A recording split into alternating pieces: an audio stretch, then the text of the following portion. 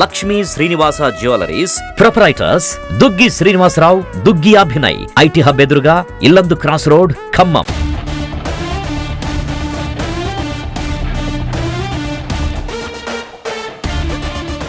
నా పేరు విశాప్రగడ కామేశ్వరరావు అండి. నేను నెక్స్ట్ లైన్ లో ఉంటాను. ఇది మా బ్రదర్ హౌస్. ప్రిన్సిపల్ గా చేసి రిటైర్ అయ్యాడు.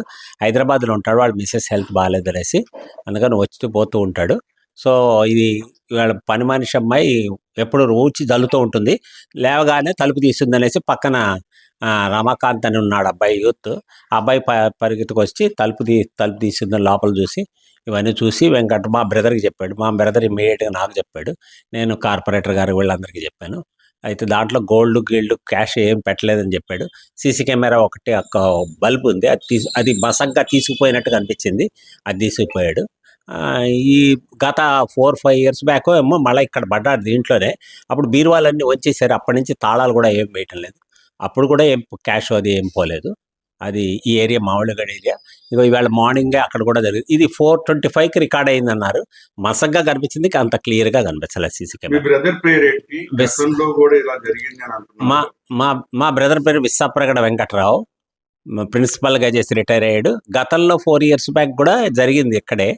అప్పుడు బీరువాలన్నీ డిస్టర్బ్ చేసాడు, బాగా వంచి పడేశాడు. దాంట్లో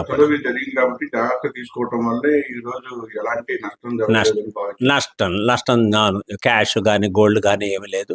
అల్మారా బీరువా తాళాలు కూడా అలా ఓపెన్ చేసి పెట్టాం కనుక గతంలో జరిగింది. అందుకని ఎప్పుడు అమ్మాయి వచ్చి చేసిపోతూ ఉంటుంది రెగ్యులర్గా. అదే మెయిన్ రోడ్ అనేసి. సో ఇక్కడ చూస్తే ఇక్కడ 2 ఇళ్లలో జరిగిందని కనిపిస్తుంది. ఇక్కడ పోలీస్ పర్యవేక్షణ కానీ ఎలాంటిది ఉంది, ఏంటి పరిస్థితి? ఇది ప్యాట్రోలింగ్ చేస్తున్నారు సార్. ఎప్పుడో మరి మధ్యలో ఒక గుర్ఖా కూడా తిరుగుతూ ఉంటాడు.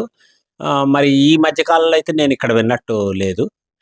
నేను మన యుఎస్ నుంచే వచ్చాను. నేను అయితే అబ్బాయిని పెడుతూ ఉంటాను, ఒక వాచ్మెన్.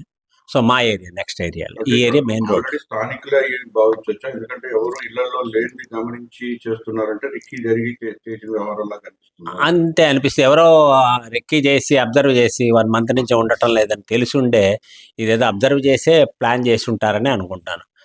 లేకపోతే 4 years బ్యాక్ చేసిన వాళ్ళు మరి అలాంటి వాళ్ళు రిపీట్ అవుతారా నాకు తెలియదు. నాకు ఇవన్నీ తెలియదు. కానీ మొత్తానికి చూసి ఉంటాడు. తెల్లారి గట్ల మెయిన్ టైంలో పోబడి. మా 49వ డివిజన్ పరిధిలో గల గాయత్రి భవన్ ఏరియా మామిళ్ళగూడెంలో వరుస దొంగతనాలు జరుగుతున్నాయి.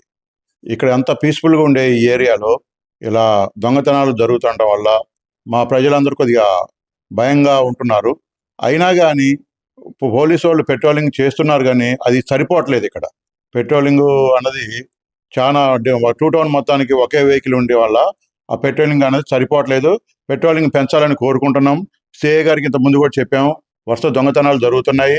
అయినా కానీ ఈ మధ్యన బండ్లు దొంగతనాలు కూడా జరిగినాయి. ఈరోజు వరుసగా 2 ఇళ్లలో దొంగతనాలు జరిగి మొత్తం బ్రేకింగ్ చేసి సీసీ కెమెరాలు వాటిని కూడా వాటిని పగలగొట్టేసి వాటిని తీసుకొని వెళ్ళిపోయారు. తాళాలు మొత్తం లాకులు మొత్తం పగలగొట్టి మొత్తం ఇప్పుడు ఇంట్లో వాళ్ళు హైదరాబాద్ ఉండటం వల్ల ఇక్కడ ఏమీ ఇంకా విలువైన వస్తువులు పోకపోవడం వల్ల కొద్దిగా సేఫ్గా ఉన్నాం మనం. కనుక మీరు మన ప్రజలు కూడా, మన డివిజన్ ప్రజలు కానీ, మన పట్టణంలో ఉన్న ప్రజలు కూడా కొద్దిగా అవేర్నెస్గా ఉండాలి అందరూ ఖచ్చితంగా. ఎందుకంటే కొత్త వాళ్ళు ఎవరు వచ్చినా కానీ వాళ్ళని ఒకసారి అబ్జర్వేషన్ చేసి మీరు ఎవరు వచ్చారు, ఎందుకు వచ్చారని అడగాలి. అలా కాకుండా వాళ్ళని ఫోటోలు తీయాలి. ఏదైనా ఉంటే మాలాంటి మా కార్పొరేటర్కి మీ చుట్టుపక్కల ఎక్కడున్నా కానీ ఆ డివిజన్ పరిధిలో ఉన్న కార్పొరేటర్లు వాళ్ళకి ఇంటిమేషన్లు ఇవ్వండి. మామిళ్ళగూడెంలో కానీ మీరందరూ కూడా ప్రతి ఒక్కళ్ళు మీరు ఏమైనా కొత్త వాళ్ళు ఉంటే ఎమ్మటే మీరు ట్రేస్ అవుట్ చేసి మాకు ఎమ్మటే ఫోన్ చేయండి. నేను ఖచ్చితంగా అక్కడికి వస్తాను. కనుక కొత్త వాళ్ళు ఎవరు వచ్చినా కానీ వాళ్ళు ఆపండి, ఫోటోలు తీయండి. మీకు ఏమైనా ఇబ్బంది ఉంటే నేను ఉన్నాను ఇక్కడ. ఇప్పుడు వరుస దొంగతనాలు జరుగుతున్నాయి. ఖమ్మంలో నేను జరిగింది, ఇక్కడ మీ దగ్గర 2 జరిగినాయి. సో ఎలా చూడొచ్చు అంటారు? నేరాల పరిస్థితి ఎలా ఉందని చెప్పారు? నేరాల వ్యవస్థ, దొంగతనాలు అన్న వాళ్ళు బాగా ఈజీ మనీకి అలవాటు పడి వాటికి దొంగతనాలు ఎక్కువగా చేస్తున్నారు. దీని మీద పోలీస్ వ్యవస్థ కానీ గవర్నమెంట్ కానీ కొద్దిగా ఎక్కువ చర్యలు తీసుకోవాలని ఒక కార్పొరేటర్గా నేను డిమాండ్ చేస్తున్నాను. గంజాయి అన్నది బాగా ఇప్పుడు జనాల్ని బాగా ఇబ్బంది పెడుతుంది. యూత్ మొత్తం కూడా పాడైపోతుంది. ఎక్కడికెక్కడ మేము కూడా తిరిగి చూస్తూనే ఉన్నాం, కానీ మేము పోయినప్పుడు అక్కడెక్కడ ఏం కనబట్టలేదు.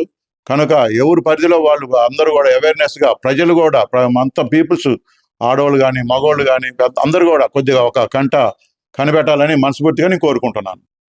మా డివిజన్లో ఎక్కడ సీసీ కెమెరాలు పెట్టలేదు. మా ప్రజలను కూడా అందరినీ నేను రిక్వెస్ట్ చేస్తున్నాను. అందరం కలిసి ఒక ఉమ్మడిగా మన డివిజన్లో సీసీ కెమెరాలు పెట్టాలని మనం అనుకుంటున్నాను. కనుక మీరు అందరూ సహకరిస్తే సీసీ కెమెరాలు పెట్టేసి ఈ దొంగల వ్యవస్థని, నేర వ్యవస్థని అరికడదామని మీరందరూ నాకు సహకరించాలని కోరుకుంటున్నాను.